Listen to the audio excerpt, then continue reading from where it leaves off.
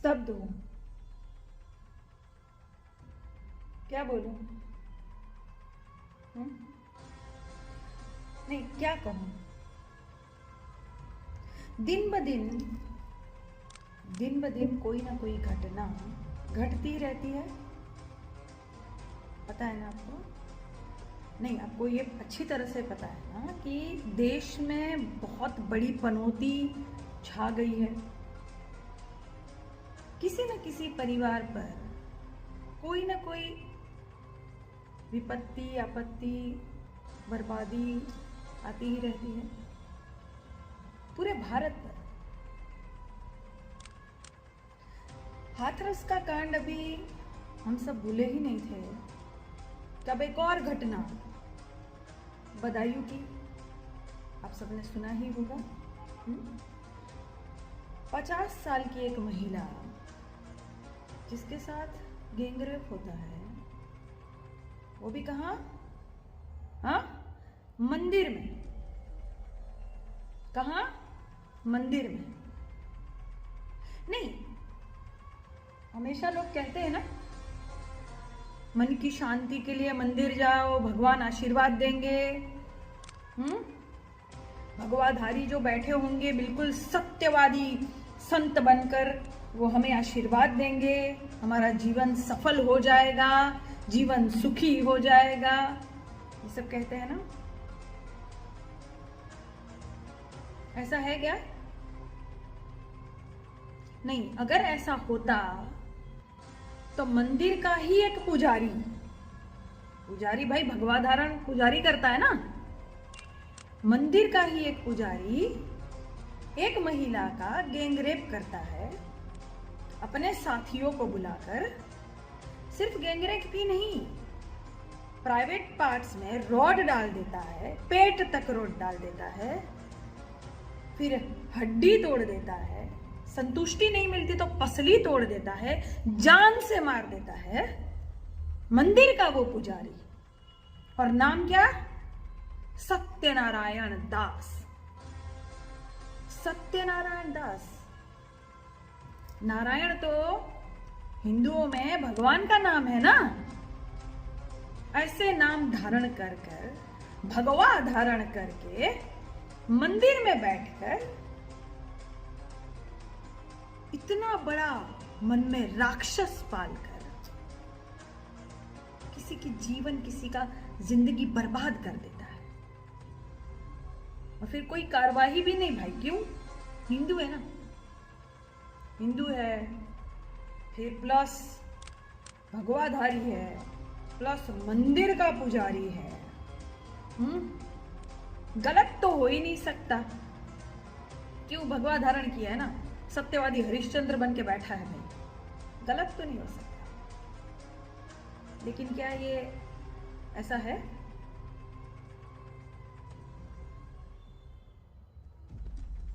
अब क्या कहेंगे आप? राम राज्य आ गया, इसे ही राम राज्य कहेंगे आप? कैसे हौसले बुलंद होते हैं इनके? इतना राक्षसीपन कहां से आता है? अपने माँ की उम्र की महिलाओं के बारे में भी नहीं सोचते, बच्चियों के बारे में नहीं सोचते। इनको एक दिखता क्या है? मांस का एक लोथड़ा, हवस का एक खिलौना दिखता है क्या महिलाओं में? जिस महिला के अंदर से साले ये सब पैदा हुए हैं, कुछ नाम कमाए, कुछ शोहरत कमाए, सांस ले रहे हैं, जीवन जिनका चल रहा है, उस माँ को नोचने चोथने के लिए ये इतना राक्षसीपना करते हैं। ये हिम्मत आती कहां से है? ये हिम्मत इसलिए आती है, अगले ने किया था ना गैंगरेप, क्या हुआ? कुछ हुआ? किसी ने कुछ बिगाड़ा? हमारा भी नहीं बिगड़ेगा, चलो मजे लूट लेते हैं, जो मन की इच्छाएं पूरी कर लेते। किसी की भी माँ बहन बेटी हो, हमें क्या फर्क पड़ता है? हमें तो सिर्फ हवस मिटानी है, हम मिटा लेंगे, हमारा कोई कुछ नहीं बिगाड़ेगा। अगली बार भी फलाना के बेटे के साथ हुआ था, कुछ हुआ? हाथरस में कुछ हुआ, इधर फलाना में कुछ हुआ, इधर कुछ हुआ। ये सोच जब तक रहेगी हम सुरक्षित कभी नहीं रह पाएंगे। और ये सोच भी कहां से आती है? क्योंकि ये देखते हैं ना, ये देखते हैं कि जब कहीं गैंगरेप होगा या कहीं कुछ होगा तो हमारे लिए रैलियां निकाली जाएगी, हमारे लिए आवाज बुलंद करेगी सरकार। सरकार में बैठे कुछ नेता, कुछ मंत्री हमारे लिए रैलियां निकालेंगे, हमारे लिए आवाज बुलंद करेंगे, हम बचा लिए जाएंगे, कुछ नहीं होगा। इसीलिए ये इनकी हिम्मत बढ़ती है, इसीलिए बढ़ती है। क्या है ना कि सरकार तो बेऔलाद है भाई, है ना, ये तो सच है ना। क्यों भक्तो, है क्या कोई औलाद पिताजी की? हाँ, तुम लोग सब तो हो ही ना। तुम खैर छोड़ दो, सरकार बेऔलाद है, इनको दर्द वो महसूस नहीं होगा, वो तकलीफ नहीं महसूस होगी जब तक इन पर नहीं बीतेगी। पर माँ तो सबकी होती है ना भाई। 50 साल की महिला वो किसी की माँ थी, क्या हालत हुई होगी उस परिवार की जब नोचा चौथा उसका शरीर देखा होगा। नहीं, मन में आग नहीं लगती क्या आप लोगों को? मैं भारतवासियों से कहती हूं, और कितने कांड आपको देखने हैं? आप सब आवाज बुलंद नहीं करेंगे क्या? या वेट कर रहे हो, इंतजार कर रहे हो कि ये हमारे घर तक तो बात नहीं पहुंची है, इसलिए हमें क्या लेना देना, हम अच्छे से खाएंगे पिएंगे आराम से जिएंगे, सुबह उठेंगे ब्रश करेंगे काम पर चले जाएंगे, आएंगे अपने बच्चों के साथ खेलेंगे, बस खत्म। तो इंतजार कर रहे हो कि जब बात आपके घर तक पहुंचेगी तब आवाज बुलंद करोगे। एक लाठी से अगर आप लड़ोगे ना तो वो लाठी टूट जाएगी, लेकिन एक एक करके जब सारी लाठियां जुटा लोगे ना तो उसे कोई नहीं तोड़ पाएगा। वो जो लाठी टूट गई ना उसको भी तकलीफ होगी, लेकिन एक साथ जब लाठियां आ जाएगी तो एक भी लाठी नहीं टूटेगी, सब बचेंगे। तो जब सब आवाज बुलंद करेंगे तो कल आपके घर तक भी बात नहीं पहुंचेगी, क्योंकि आपने आवाज बुलंद की थी। और दूसरी बात, जब तुम्हारे बच्चे बड़े होकर कभी इस बारे में बात करेंगे कि वहां जब ये बात हुई थी, ये कांड हुआ था, तो पापा आप क्या कर रहे थे, माँ आप क्या कर रही थी, तो आप क्या कहोगे, आप क्या जवाब दोगे? कि मैं तो चुपचाप बैठ गई थी, मैं चुपचाप बैठ गया था भाई अपना परिवार देखकर। शर्म आएगी आपको कि तब आपने आवाज नहीं उठाई थी। जब कहीं कुछ गलत हो रहा था तब आपने मुंह से शब्द भी नहीं कहा, तमाशा देख रहे थे आप।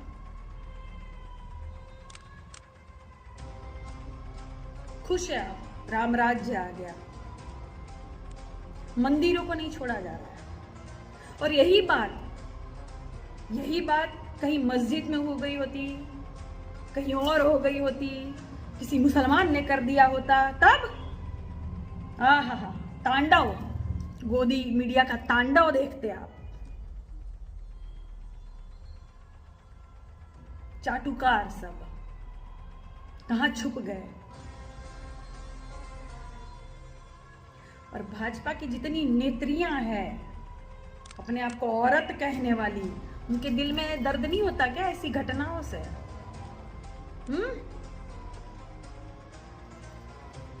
कुछ लोग बेऔलाद हैं, सारे बेऔलाद है क्या?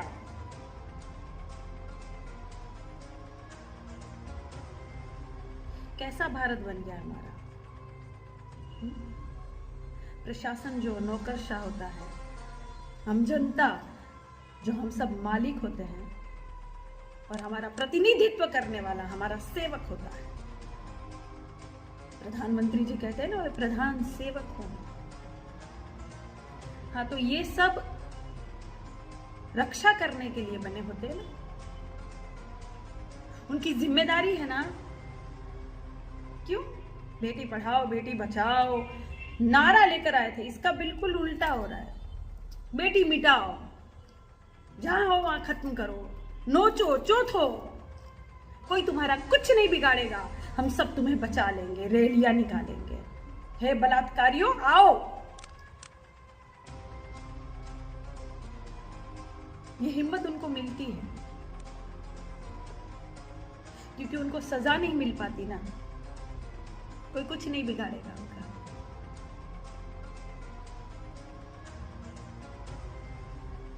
उत्तर प्रदेश संभल नहीं रहा बाबा आपसे, उसकी हिम्मत बढ़ गई पुजारी की। मेरा नेता भगवाधारी है, मैं भी भगवाधारी हूं, कुछ भी करूंगा, मेरा कोई कुछ नहीं बिगाड़ेगा। और इसीलिए तो पुलिस भी नहीं साथ दे रही थी। अरे बाप रे, हिंदू है, ऐसा कैसे? हिंदू तो गलत हो ही नहीं सकता भाई, दूध का धुला एकदम। इसलिए पुलिस ने भी साथ नहीं दिया 40-48 घंटे तक। उसके बाद जब पोस्टमार्टम हुआ तब ये बात पता चली, नहीं तो कह दिया गया था, कह रहे कुएं में कूद के मर गई। होगा कुछ घर में झगड़ा। क्यों भाई? वो तो मंदिर में पूजा करने गई थी ना, खेतों में तो नहीं गई थी।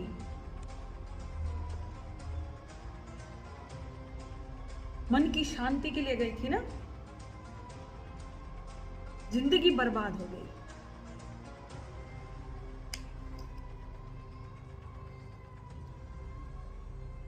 और अब आप सब सोचते हैं कि आवाज ना उठाए, बोले ना, तो भाई ये हमसे नहीं होगा। ये जिनसे होता है उनसे हो, हमसे नहीं होगा। हम हर मुद्दे पर आवाज उठाएंगे। किसी को बुरा लगे तो लगे, 2 रोटी ज्यादा खाए, क्या करना है, क्या दिक्कत है? ये कुछ सालों में देश जितना बर्बाद हुआ है, अगर आगे ऐसे ही चलता रहा तो क्या हालत हो जाएगी, सोचा है आपने कभी? सुरक्षित महसूस नहीं करेगी कोई भी महिला, है बेटी हो, बहन हो, मां हो।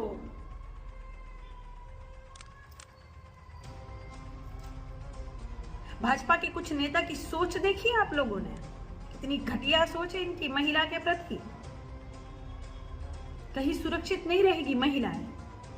कोख में भी बेटी होगी ना, कोख में भी अगर पुत्री होगी, बेटी होगी, तो अंदर से भी वो बोलेगी कि हे मां, तू मुझको जन्म न देना मां, आई तो जी ना पाऊंगी, आई तो जी ना पाऊंगी, इसलिए तू मुझे जन्म मत देना मां। मैं आऊंगी तो जी नहीं पाऊंगी, नोचा जाऊंगी, चौथा जाऊंगी। कोई अगला जिसे मैं जानती भी नहीं हूं, जिसने कुछ भी नहीं किया होगा मेरे लिए, कोई योगदान नहीं होगा मेरे जीवन में उसका, तब भी मुझे नोच तोच देगा, जिंदगी बर्बाद कर देगा मेरी। और मां तुम कुछ नहीं कर पाओगी, क्योंकि सत्ता में बैठे लोग जो है ना, वो खुद बेऔलाद है, उनको तकलीफ ही नहीं होगी, उनको कोई फर्क नहीं पड़ेगा। कुर्सी से चिपक के बैठे हैं ना, कुर्सी प्यारी होगी मां, किसी के जीवन की इनको कोई कीमत ही नहीं होगी, क्योंकि कुछ 2% के लोग इनका साथ देंगे।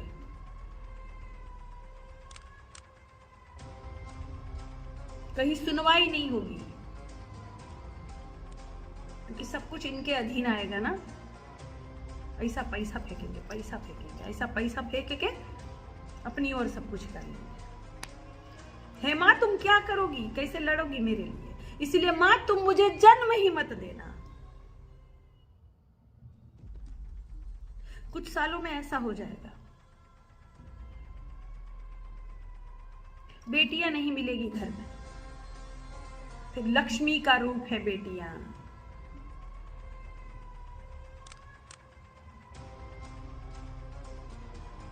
ढूंढना फिर।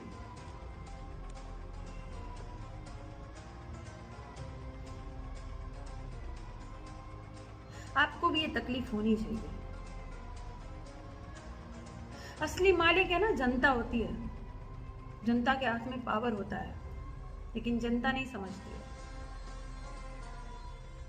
अपना वोट बेच भी देती है जनता, कीमत ही नहीं पता, कुछ पता ही नहीं है मैं किसको वोट दे रहा हूं।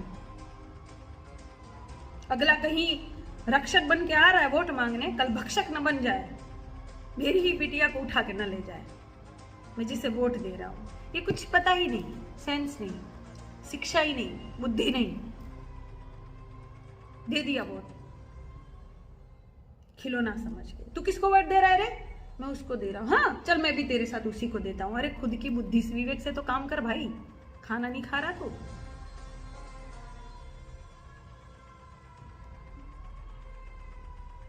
कौन सी साड़ी पहन रही है बहन आज?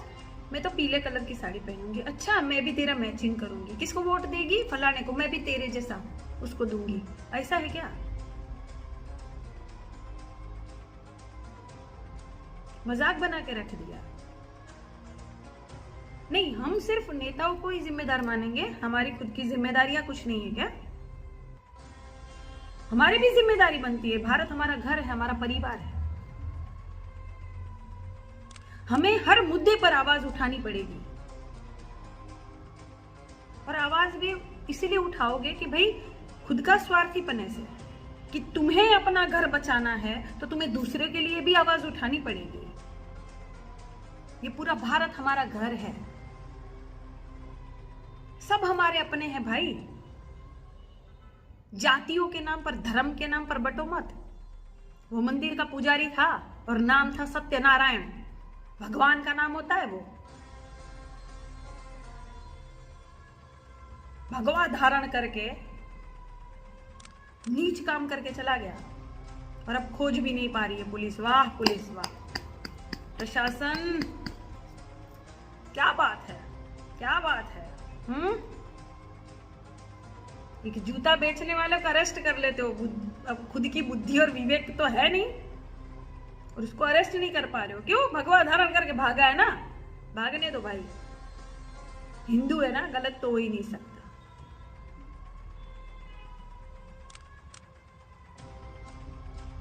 नहीं, वेट मत करो, अपनी आवाज बुलंद करो, खुद के घर के लिए, खुद की बेटियों को सुरक्षा देने के लिए आवाज बुलंद करो। कहते हैं ना कि कर भला तो हो भला। जब आप किसी के लिए आवाज बुलंद करेंगे तो आपके लिए आवाज उठेगी, वरना बैठे रहिए, क्या फर्क पड़ता है? क्या फर्क पड़ता है? देश बर्बाद हो रहा है, होने दीजिए।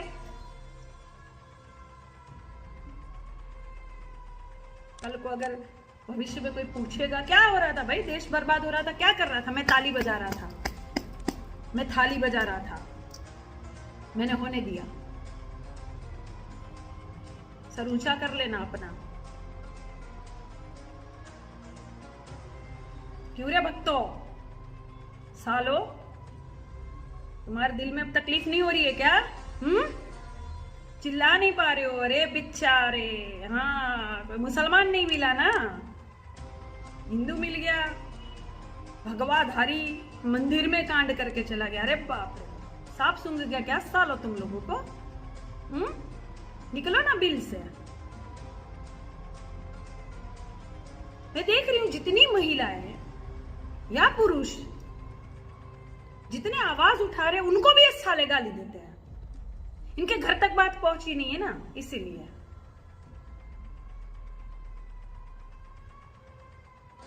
साले दो टकले के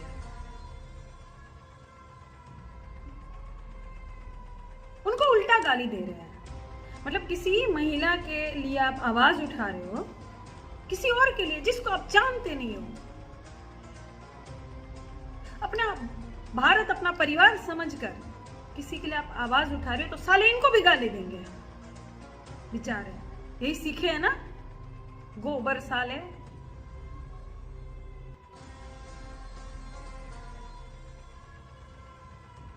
दो टके के।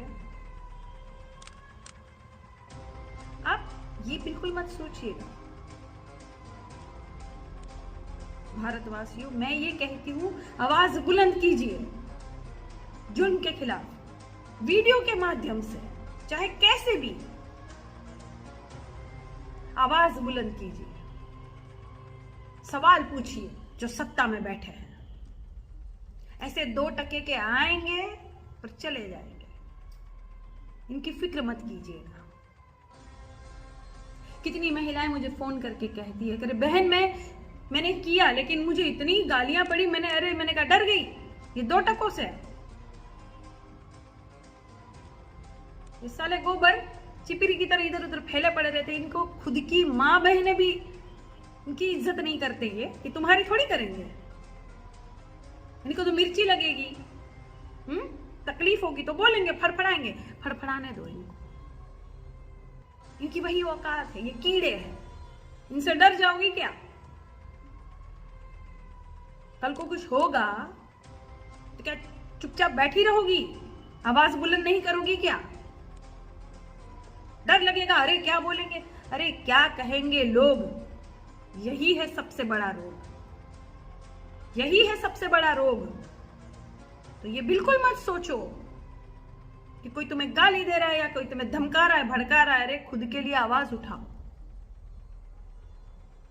ऐसे कीड़े आते रहेंगे और जाते रहेंगे, इनकी कोई औकात थोड़ी है, कोई जानता है इनको?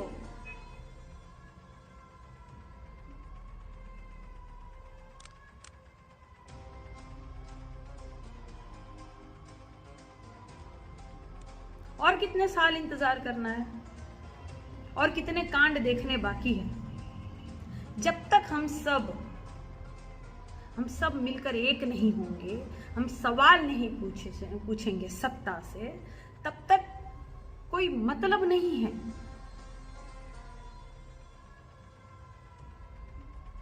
एक साथ आइए, साथ दीजिए, जहां जिसके साथ गलत हो रहा है आवाज उठाइए, चाहे कोई भी हो, वो कोई फर्क नहीं पड़ता।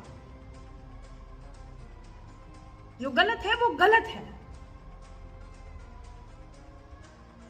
वरना बैठे रहिए आराम से, क्या दिक्कत है? ठीक, धन्यवाद।